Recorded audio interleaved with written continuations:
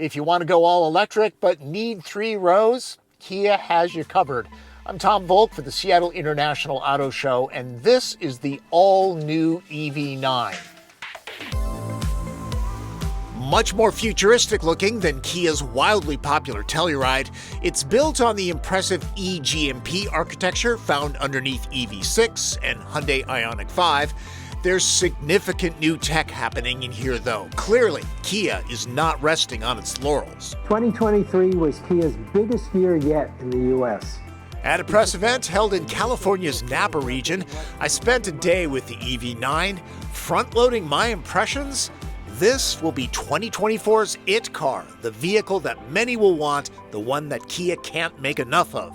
With 3 rows of seating, this is effectively an electrified Telluride, and the two are essentially the same size, so this will fit in your garage.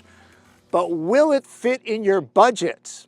A base EV9 with rear drive and the smaller battery pack starts at $56,400. The larger battery goes for $4,300. This is the GT line. It's definitely more expensive.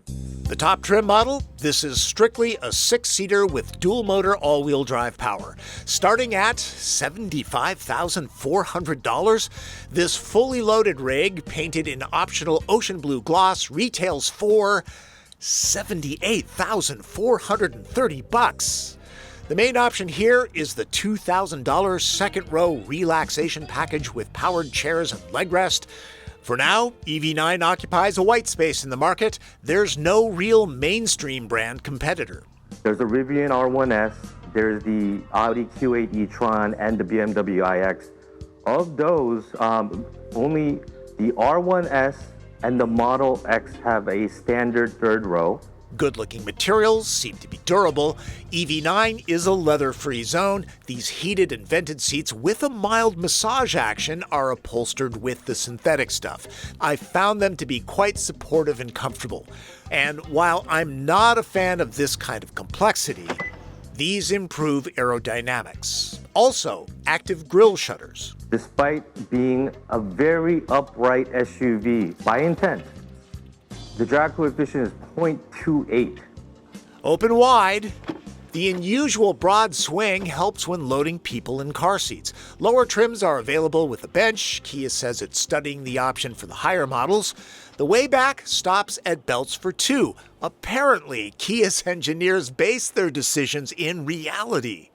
Details on the interior later. Let's talk power. Rear drive EV9 models are dubbed light. The smaller 76.1 kilowatt-hour lithium-ion battery is rated at 230 miles of range and moves the brood with 215 horsepower and 258 pound-feet of torque. The optional 99.8 pack offers 304 miles of EPA-rated range, but 14 less horsepower to move a heavier vehicle. Torque remains the same. The GT line gets the big battery, a standard towing package, a self-leveling rear suspension, and the most standard power out of its dual-motor all-wheel drive system, 379 horses and 516 pound-feet. Slightly less potent wind and land models are available with an optional boost mode for $900 that make them a tick quicker. What do you think, frunk or no frunk? Yeah, okay, well, I would say half a frunk. And here's the vehicle-to-load adapter. Owners might get used to it. I find the ignition placement awkward. The 12.3-inch display is crisp and clean, even in bright sunlight, no need for a hood. Like most EVs, this has a single-speed transmission, and I'll note the engineers say the motors get refinements compared to EV6. Drive modes? You bet. They adjust throttle response and steering weight, but not dampers. Look close and you'll see the anticipated range update itself. There's a 4-wheel drive like lock mode too. This pedal backs regeneration drag off. The left one adds it for one-pedal driving fans. Range and efficiency are spelled out clearly. EV9 offers charging route guidance when a destination is set in the Navi system. It can even precondition the pack.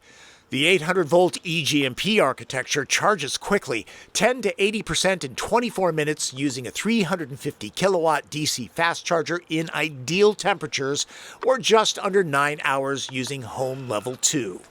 The dual-motor GT line is pretty darn quick. It'll spool up to 60 miles an hour in about 5 seconds flat, which should give the kids a thrill. Hopefully they keep their Lunchables down. Electric vehicles tend to be heavy, and in all-wheel drive trim, the EV9 weighs an average of 5,700 pounds, so it is hefty, but it is powerful. This thing can really move. Acceleration from 50 to 70 is strong. No white knuckles when passing on 2-lane roads. Ask me how I know. Like Telluride and many other 3-row SUVs, the ride height is elevated, but not overly so. The dampers on the EV9 are not adjustable, they're fixed, and I'm happy that Kia has sent us on some rougher roads.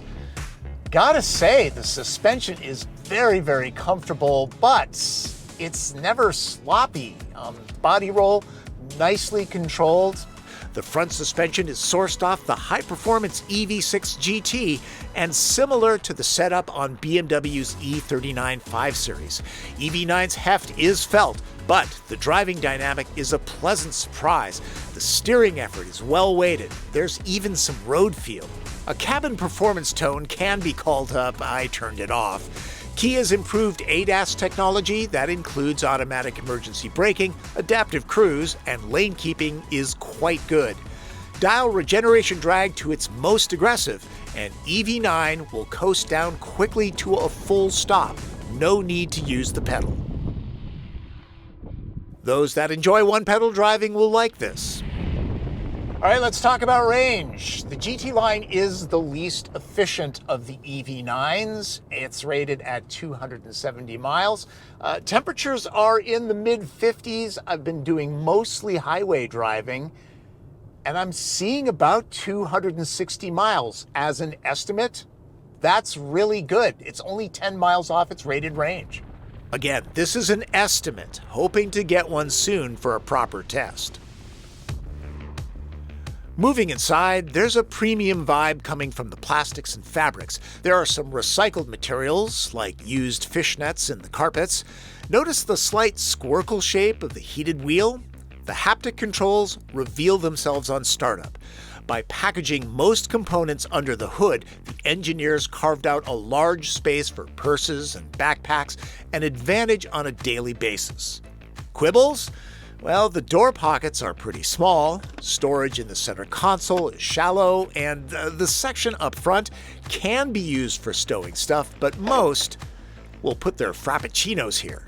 Audiophiles? The top-spec 14-speaker Meridian sound system didn't blow me away.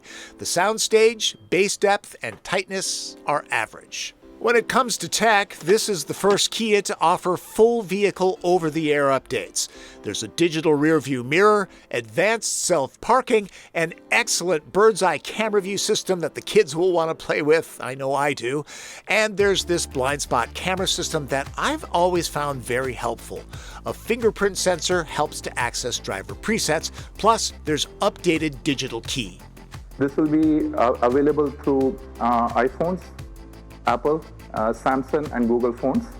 And more so, you can also share the keys by simply attaching the key and sending it via text. And finally, with EV9, we'll also be introducing wireless Android Auto CarPlay to our navigation system. Which brings me to the dual 12.3-inch screens. Similar to what's found in EV6, it's been updated. I didn't get enough time with it to offer an educated opinion, but touch response is good. A quick glance around the cabin shows that buttons are at a premium.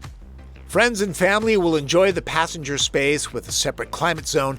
Again, a bench is available in the small battery light model and the wind version. The dual-panel sunroof brightens the cabin. Even without the $2,000 comfort package, GT Line's mid-row chairs are heated and vented. There's a big storage bin that'll take on the largest tablets and regular laptop computers, good to hide those away. The front passenger seat can be adjusted by people sitting behind. The floor is board flat. The sun can be shaded away. There are useful pockets and cup holders. Just like the front, these are small. Getting to the way back requires some waiting. It's why skipping the motorized comfort package seats might be high on some buyers' lists, especially if the very back gets used a lot. It's not much of a hike up, but getting my size 11s through is kinda tight. Row 3, not too shabby. I'm 5'9", and I've got a good amount of headroom. There's a little bit more in EV9 than Telluride. Plus, the cushions are a little bit higher, so there's actually a little bit of thigh support. Knee and leg room, of course, not so great. This is a 3-row crossover, but my feet go underneath the chair, the other one down the middle, so that's okay. There are cup holders. There are USB ports, so nobody goes without. No pockets on the seat backs, but, I don't expect that. Honestly, the third row is not a penalty box. It's actually usable. Tailgaters and campers will love this cargo area outlet. This will run a fridge or coffee maker. Like many vehicles these days, no spare tire, only a repair kit. All seats occupied, there's a solid 20 cubic feet of cargo space.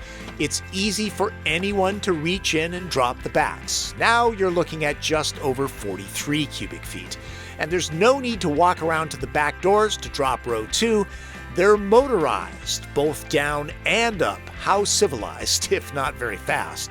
This ends up with a fairly flat load floor and nearly 82 cubes to fill. That's about 5 less than Telluride, if you're wondering. Right out of the gate, EV9 has won dozens of awards, including a number of Car of the Year titles. More evidence that the brand wasn't just lucky with Telluride. Supply will be limited until the factory in West Point, Georgia starts assembly in late 2024.